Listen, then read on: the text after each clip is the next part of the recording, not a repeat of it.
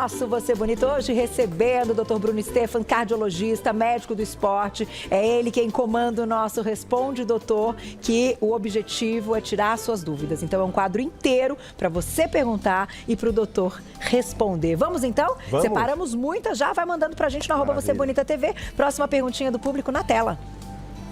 Ah lá, obrigada. Um beijo pro Fred. Minha insulina está média de 27/30. Isso está dificultando emagrecer? Os exames de glicose estão tudo ok. Glicada, curva, entre outros, dentro da normalidade. Esse negócio de dentro da normalidade, como é que a gente interpreta, doutor?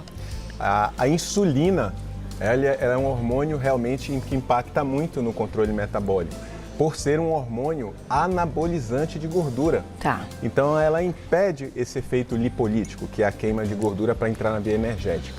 Quando a insulina está muito elevada, é sinal de que ela tem um desses fenômenos que são importantes para o emagrecimento, que é a resistência insulínica.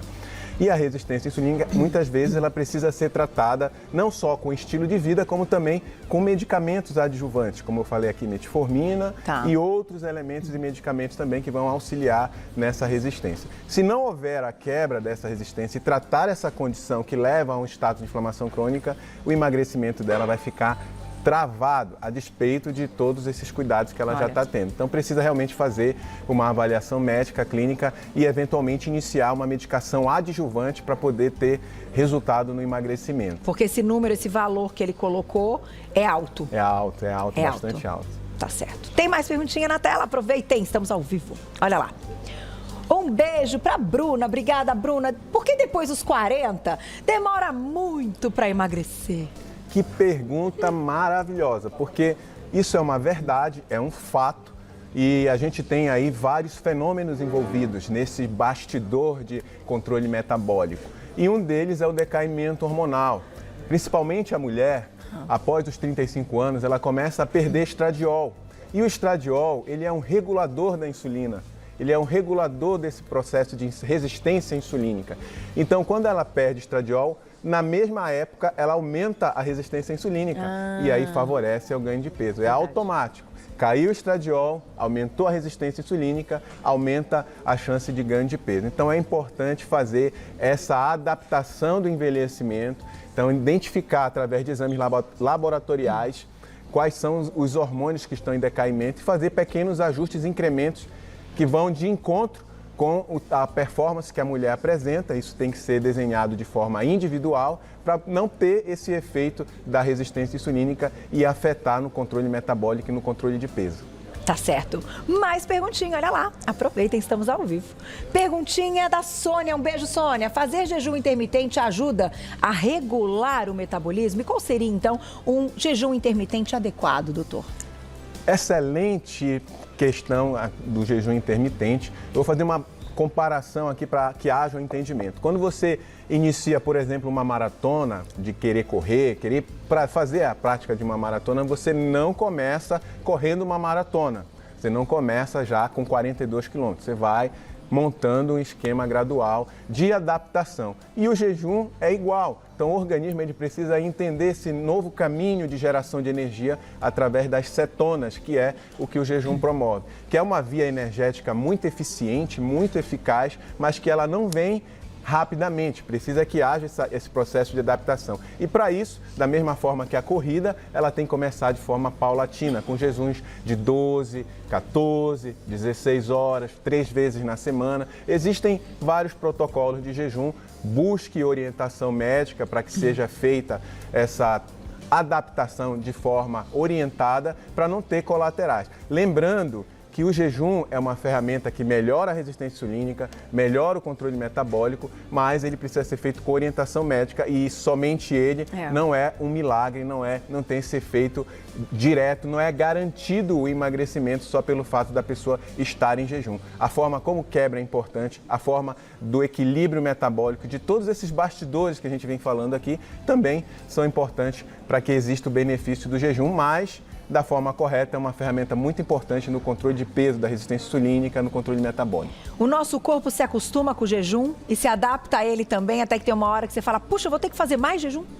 Então, para as pessoas que são adeptas do jejum, que já estão fazendo esse processo de forma orientada, o resultado é maravilhoso. Então, fazer jejum com forma orientada, transformar a via metabólica do teu organismo a consumir e produzir energia através das vias da gordura, que é o principal efeito aí do jejum, aumentando, otimizando hormônios que são importantes no controle metabólico, como o GH, que é o hormônio do crescimento, que ele aumenta durante esse processo de jejum intermitente, melhora da cognição, melhora da função imunológica, existem vários benefícios do jejum.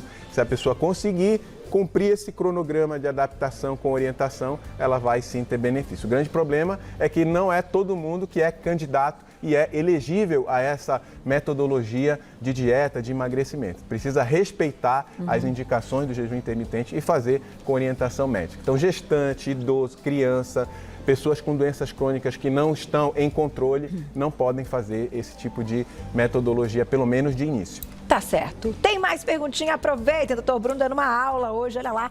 Quem perguntou foi a Rose, um beijo pra você. Meu esposo diminuiu a quantidade das refeições, emagreceu e agora parou. É problema de tireoide?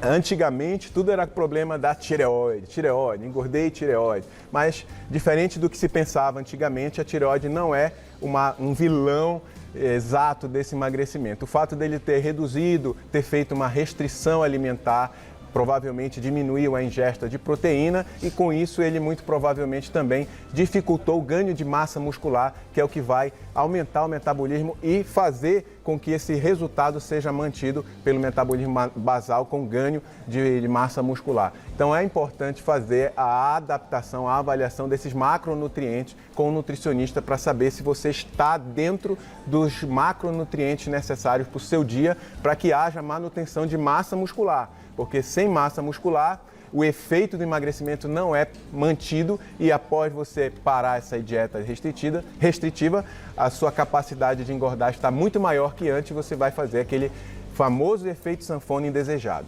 Tá certo. Tem mais perguntinha na tela, quem escreveu pra gente, olha lá. Sara, obrigada, um beijo. Como manter as calorias? Então, a gente fala de déficit, a gente fala que não pode superar, aumentar, ultrapassar, mas e manter, né? Qual a vantagem disso também? A escolha dos alimentos é muito importante. Escolher alimentos naturais, com bom valor biológico, com calorias boas, priorizando sempre a fonte proteica, que é o nosso principal macronutriente, principalmente quando a gente pensa no emagrecimento, porque aumenta a saciedade, ajuda na manutenção da massa muscular, também serve de fonte energética, então comece garantindo a fonte de proteína. Então, não é somente sobre quantidade de calorias, é sobre fisiologia, alinhamento do estilo de vida e isso você consegue com uma boa orientação de um nutricionista, de um médico do esporte, cardiologista, nutrólogo. Faça com orientação. Tá certo. Dá tempo de mais perguntinha, olha lá, aproveitem, @VocêBonitaTV. Hilda, obrigada, um beijo. O que tomar para compulsão alimentar após estresse? É um assunto delicado, compulsão, né?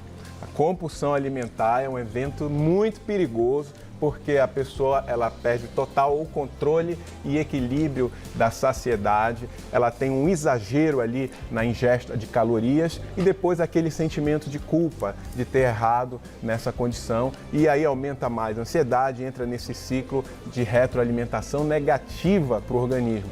Então, como melhorar isso? Obviamente, no caso dela, houve uma motivação, foi motivada por um estresse. Então, procurar apoio familiar, procurar apoio no manejo da causa estressora que levou a essa compulsão.